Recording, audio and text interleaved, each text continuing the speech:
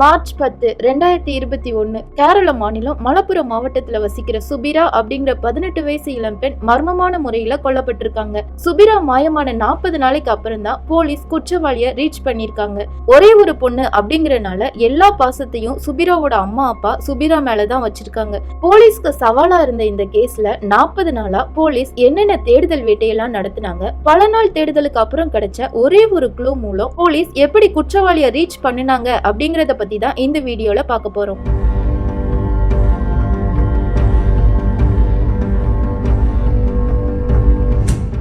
கேரளால வசிக்கிற கபீர் அவங்களோட ஒரே ஒரு செல்ல பொண்ணு தான் சுபிரா. தன்னோட பொண்ணு சீக்கிரம் கரையேத்தணும் அப்படிங்கறனால சுபிராவோட பேரண்ட்ஸ் சுபிராக்கு 17 வயசுலயே மேரேஜ் பண்ணி கொடுக்கறாங்க. ஆனா சுபிரா நினைச்ச மாதிரி அவங்களோட திருமண வாழ்க்கை அவ்வளோ சந்தோஷமா இல்ல. சுபிராவோட புகுந்த வீட்டுல உள்ளவங்க சுபிராவை டெய்லி கொடுமைப்படுத்தி டார்ச்சர் பண்ணிருக்காங்க. புகுந்த வீட்டுல உள்ளவங்க தான் டார்ச்சர் பண்றாங்கன்னு நினைச்சா சுபிராவோட ஹஸ்பண்டும் சேர்ந்துதான் சுபிராவை டார்ச்சர் பண்ணிருக்காங்க.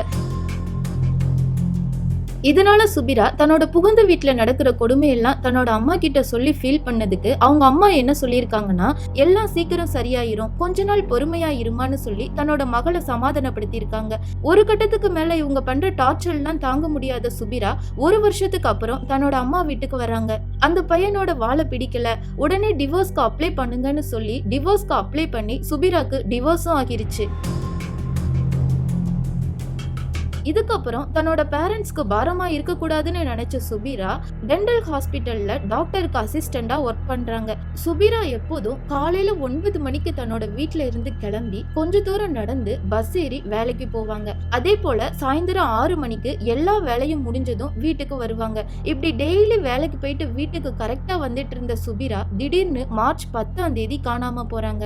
சுபிரா காணாம போனது எப்படி சுபிராவோட பேரண்ட்ஸ்க்கு தெரிஞ்சதுன்னா, காலையில 10 மணிக்கு சுபிரா ஒர்க் பண்ற கிளினிக்ல இருந்து டென்டல் டாக்டர் சுபிராவோட பேரண்ட்ஸ்க்கு கால் பண்றாங்க. உங்களோட மக இன்னைக்கு லீவ் எடுத்திருக்காங்களா, இன்னைக்கு கிளினிக்கே வரல அப்படின்னு டாக்டர் சொன்னதை கேட்டதும் சுபிராவோட பேரண்ட்ஸ்க்கு ரொம்பவே ஷாக் ஆகியிருக்கு. பதற்றத்துல என்ன பண்றதுன்னு தெரியாம சுபிராவோட அப்பா சுத்தி இருக்கிற எல்லா இடத்துலயும் தன்னோட மகளை தேடுறாங்க. ஆனாலும் சுபிரா கிடைக்கல. இதனால பயந்து போன சுபிராவோட அப்பா உடனடியா போலீஸ் ஸ்டேஷன் போய் காலையில வேலைக்கு போறேன்னு சொல்லிட்டு போன தன்னோட மக காணாம போயிட்டான்னு கம்ப்ளைண்ட் பண்றாங்க. ஆரம்பத்துல போலீஸ் சுபிராக்கு 18 வயசு தான் ஆகுது, அதனால சுபிரா வேற யாரையாச்சும் லவ் பண்ணி அவங்களோட ஓடி போயிருந்திருக்கலாம் அப்படின்னு நினைக்கிறாங்க. இன்னொரு பக்கம் என்ன நினைக்கிறாங்கன்னா, 18 வயசு பொண்ணு அப்படிங்கறனால யாராவது கடத்தியும் இருக்கலாம் அப்படின்னு போலீஸ் சந்தேகப்படுறாங்க. சின்ன பொண்ணு அப்படிங்கறனால எப்படியாவது சுபிராவை சீக்கிரமே கண்டுபிடிச்சாகணும் அப்படின்னு போலீஸ் தன்னோட விசாரணைய ஸ்டார்ட் பண்றாங்க. ஃபர்ஸ்டா போலீஸ் சுபிரா டெய்லி போற பஸ் ஸ்டாண்டு பக்கத்துல இருக்கிற சிசிடிவி கேமராவை செக் பண்றாங்க. மார்ச் 10ஆம் தேதி காலையில 9 மணிக்கு சுபிரா பஸ் ஸ்டாண்டுக்கு வந்திருக்காங்களான்னு பார்த்தா சுபிரா பஸ் ஸ்டாண்டுக்கு வரல. ஒருவேளை சுபிரா லவ் பண்ணிருப்பாங்க, அதனால தன்னோட லவ்வரை பார்க்க வேறு வழியா போயிருப்பாங்கன்னு டவுட் ஆன போலீஸ் சுபிரா டெய்லி காலையில 9 மணிக்கு பஸ் ஸ்டாண்டுக்கு வர்றாங்களா, வேற எங்கேயாவது போறாங்களான்னு பாக்குறாங்க. ஆனா சுபிரா வேற எங்கேயும் போகல. காலையில 9 மணிக்கு பஸ் ஸ்டாண்டு வந்து பஸ் ஏறுற சுபிரா ஈவினிங் ஆனதும் பஸ்ஸை விட்டு இறங்கி தன்னோட வீட்டுக்கு போறதுதான் அந்த சிசிடிவி கேமரால பதிவாகி இருக்கு. இதுக்கப்புறம் போலீஸ் சுபிராவோட ஃப்ரெண்ட்ஸ், ரிலேட்டிவ்ஸ், வீட்டுக்கு பக்கத்துல உள்ளவங்க எல்லார்கிட்டையும் சுபிராவோட கேரக்டரை பத்தி விசாரிக்கிறாங்க. எல்லாரும் சொன்ன ஒரே ஒரு பதில் என்னன்னா, சுபிரா ரொம்ப நல்ல பொண்ணு, வீட்டை விட்டு வெளியவே வரமாட்டா, ரொம்ப அமைதியான பொண்ணு, வீட்டுல இருக்கிறதே வெளியில தெரியாது அப்படின்னு எல்லாரும் ஒரே மாதிரியான பதில தான் சொல்லியிருக்காங்க. இப்படியே போலீஸ் சுபிராவை பத்தி விசாரிச்சே 1 வாரம் கடந்து போயிருச்சு. சுபிராவை பத்தின எந்த ஒரு க்ளூவுமே போலீஸுக்கு இதுவரை கிடைக்கல. இதுக்கப்புறம் என்ன நடந்ததுன்னா, சுபிராவோட வீட்டு பக்கத்துல 4 வீடு தள்ளி முகமது அன்வர் அப்படிங்கிறவங்க வசிச்சுட்டு வராங்க. இந்த முகமது அன்வர் தான் சுபிரா காணாம போனதுல இருந்து போலீஸுக்கு ரொம்பவே உதவியா இருந்திருக்காங்க. அதனால போலீஸுக்கு அன்வர் மேல ஒரு சின்ன சந்தேகம் வருது. ஏன் இந்த அன்வர் நமக்கு எப்போது உதவியாவே இருக்கிறான், அப்ப அன்வர் தான் ஏதாவது சுபிராவை பண்ணிருப்பானோ அப்படின்னு போலீஸ் சந்தேகப்படுறாங்க. அதனால என்ன பண்றாங்கன்னா, போலீஸ் அன்வரை பத்தி சுபிராவோட அப்பா கிட்ட போய் விசாரிக்கிறாங்க. அதுக்கு சுபிராவோட அப்பா அன்வரை பத்தி என்ன சொல்லியிருக்காங்கன்னா, அன்வர் ரொம்ப நல்ல பையன், எங்க வீட்டுக்கு அன்வர் அடிக்கடி வருவான், அன்வர் வந்து எனக்கு ஒரு க்ளோஸ் ஃப்ரெண்டு மாதிரி அப்படின்னு சொல்லி அன்வரை பத்தி சுபிராவோட அப்பா கபீர் நல்ல கமெண்ட்ஸ் தான் கொடுத்திருக்காங்க.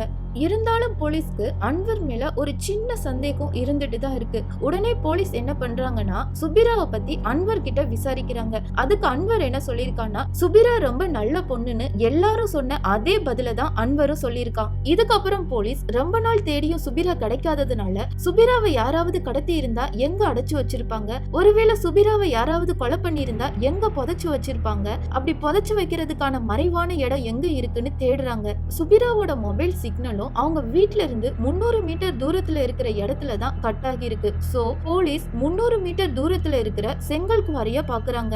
செங்கல் குவாரிய பாக்கும்போது அங்க இருந்த டிஎஸ்பி மனசுல ஏதோ ஒண்ணு தோணிட்டே இருக்கு. எல்லா செங்கலும் வரிசையா அடுக்கி வச்சதுக்கு பக்கத்துல ஒரு சீரான இடைவெளி இருந்திருக்கு.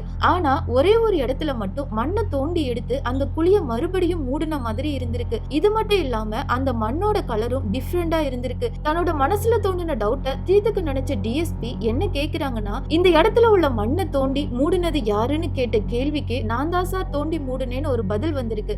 இந்த பதில கேட்டதும் டிஎஸ்பி ரொம்பவே ஷாக் ஆகுறாங்க. அந்த பதில சொன்னது வேற யாரும் இல்ல, போலீஸ்க்கு ஏற்கனவே டவுட்டா இருந்த முகமது அன்வர் தான். இந்த பதில சொல்லும் போது அன்வரோட முகத்துல எந்த ஒரு பயமுமே இல்ல. இந்த இடத்துல ஒரு பெரிய பள்ளம் இருந்தது. அந்த பள்ளம் மண்லாரி போறதுக்கு இடைஞ்சலா இருந்தனால எல்லாரும் அந்த பள்ளத்தை மூட சொன்னாங்க. அதனால நான் தான் ஜேசிபிய வர வச்சு இந்த பள்ளத்தை மூடுனேன்னு சொல்லியிருக்கான். செங்கல் சூளைக்கும் அன்வருக்கும் என்ன சம்பந்தம்னு உங்களுக்கு ஒரு டவுட் வந்திருக்கும். அன்வரோட க்ளோஸ் ரிலேட்டிவ் தான் செங்கல் சூளைய வச்சிருக்காங்க. இதனால அந்த செங்கல் சூளையில உள்ள வரவு செலவு மட்டும் இல்லாம அதை மேனேஜ் பண்றது எல்லாமே அன்வர் தான். இப்ப போலீஸ் என்ன பண்றாங்கன்னா, அந்த குழிய மூடுன ஜேசிபி டிரைவரை உடனடியா செங்கல் சூளைக்கு வர வைக்கிறாங்க. அதே மாதிரி அந்த ஜேசிபி டிரைவரும் செங்கல் சூளைக்கு வர்றாங்க. அந்த ஜேசிபி டிரைவர் கிட்ட டிஎஸ்பி என்ன கேள்வி கேக்குறாங்கன்னா, உங்ககிட்ட அன்வர் குழிய மூட சொல்லும் போது ஏதாவது சொன்னானா அப்படின்னு கேட்ட கேள்விக்கு அந்த ஜேசிபி டிரைவர் என்ன சொல்றாங்கன்னா, அன்வர் என்கிட்ட எதையும் சொல்லல, குழிய மட்டும் மூட சொன்னா நான் மூடுனேன், அவ்வளவுதான் சார் அப்படின்னு சொல்லிட்டு கிளம்பும் போது அந்த ஜேசிபி டிரைவருக்கு ஏதோ ஒரு விஷயம் ஞாபகம் வந்திருக்கு. ஜேசிபி டிரைவருக்கு ஞாபகம் வந்த அந்த ஒரு விஷயம் தான் இந்த கேஸ டிஎஸ்பி ஃபைனலுக்கு கொண்டு வர்றதுக்கு ஒரு க்ளூவா அமைஞ்சிருக்கு. அப்படி ஜேசிபி டிரைவர் டிஎஸ்பி கிட்ட என்ன சொன்னாங்கன்னா, அன்வர் எனக்கு கால் பண்ணி வர சொன்னப்ப நான் வேறொரு வேலையில பிஸியா இருந்தேன். ஆனா அன்வர் என்ன வலுக்கட்டாயமா நீ எந்த வேலையில இருந்தாலும் பரவாயில்ல, உடனடியா சீக்கிரம் வா அப்படின்னு ஒரு பதற்றமாவே சொன்னான் அப்படின்னு சொல்லியிருக்காரு. உடனே டிஎஸ்பிக்கு அன்வர் மேல உள்ள டவுட் அதிகமானதுனால தாமதப்படுத்தாம அந்த இடத்தை உடனே தோண்டுங்க அப்படின்னு சொல்லியிருக்காங்க. அந்த இடத்தை எல்லாரும் தோண்ட ஆரம்பிக்கும் போது அன்வரோட முகம் வேர்க்க ஆரம்பிச்சிருக்கு. உடனே அன்வர் நான் தான் சுபிராவை கொலை பண்ணினேன் அப்படின்னு சொல்லி போலீஸ் கிட்ட சரணடைஞ்சிட்டான். இத கேட்டதும் சுபிராவோட அம்மாவும் அப்பாவும் ரொம்பவும் கதறி அழுதுருக்காங்க. ஏன் சுபிராவை கொலை பண்ணன அப்படின்னு டிஎஸ்பி கேட்ட கேள்விக்கு அன்வர் சொன்ன பதில் என்ன தெரியுமா, கையில பணமே இல்லாம பணத்துக்கு ரொம்ப கஷ்டப்பட்டுட்டு இருந்தேன். அப்பதான் மார்ச் 10ஆம் தேதி காலையில 9 மணிக்கு கிளினிக்கு போயிட்டு இருந்த சுபிராவை பார்க்கும்போது சுபிராவோட கழுத்துல இருந்த தங்க செயின் அன்வரோட கண்ணை உறுத்திட்டே இருந்திருக்கு. உடனே சுபிராவை பின்தொடர்ந்த அன்வர் சுபிராவோட தங்க செயினை பறிக்கிறதுக்காக சுபிராவோட வாயையும் மூக்கையும் சேர்த்து பொத்தி கொஞ்ச தூரம் இழுத்துட்டு போயிருந்திருக்கான். அந்த டைம்ல தான் கொரோனா வைரஸ் அதிகமா ஸ்ப்ரெட் ஆயிட்டு இருந்தனால எல்லாருமே முகத்துல மாஸ்க் போட்டிருந்திருக்காங்க. அதே மாதிரி தான் சுபிராவும் அன்னைக்கு வேலைக்கு போகும்போது முகத்துல மாஸ்க் போட்டிருந்திருக்காங்க. இப்போ அன்வர் சுபிராவோட வாயையும் மூக்கையும் சேர்த்து பொத்தினால சுபிராவால மூச்சு விட முடியாம இருந்திருக்கு. இதனால சுபிராக்கு மூச்சு திணறல் ஏற்பட்டு அங்கேயே இறந்து போயிருந்திருக்காங்க. இத கொஞ்சம் கூட எதிர்பார்க்காத அன்வர் சுபிரா இறந்ததை பார்த்து ரொம்பவே ஷாக் ஆகியிருக்கான். இதனால பயந்து போன அன்வர் செங்கல் சூளையில உள்ள பெரிய பள்ளத்துல சுபிராவோட உடலை போட்டு மூடி இருக்கான். குழிய சரியா மூடாததுனால ஒருவேளை மழை பெஞ்சா சுபிராவோட உடல் வெளியே தெரிஞ்சிரும், நம்ம மாட்டிப்போம் அப்படின்னு நினைச்ச அன்வர் என்ன பண்ணிருக்காருன்னா, உடனடியா ஜேசிபி டிரைவருக்கு கால் பண்ணி நீங்க எந்த வேலையில இருந்தாலும் பரவாயில்ல உடனே இங்க வாங்க அப்படின்னு சொல்லி ஜேசிபிய வர வச்சு அந்த குழிய மூடி இருக்கான். வேலை முடிஞ்சதும் வீடு அப்படின்னு நிம்மதியா தன்னோட வாழ்க்கைய வாழ்ந்துட்டு இருந்த சுபிரா இப்ப மண்ணுக்குள்ள இலைப்பாரிட்டு இருக்காங்க. போலீஸ்க்கு சவாலா இருந்த இந்த கேஸ்ல போலீஸ் 41 நாளைக்கு அப்புறம் குற்றவாளியை கண்டுபிடிச்சு அரெஸ்ட் பண்ணிருக்காங்க.